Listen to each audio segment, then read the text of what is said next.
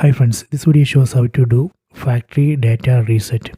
Go to settings, tap on the settings app icon, go down, select general management, go down, select reset. Here we can see factory data reset. Reset your phone to its factory default settings. This will erase all data including files and downloaded apps. So that is very important. It will erase all data. If your phone is very slow, or if your phone has some virus, or your phone's battery capacity has decreased, in that situation you can trigger this factory data reset and fix that issue. Tap on this factory data reset. You can see what are the data it will be deleting. Just read this, then it will uninstall all these apps.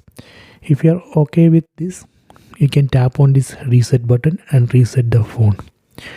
Okay, so I hope you have enjoyed this video. Please subscribe my channel. Please like and share the video.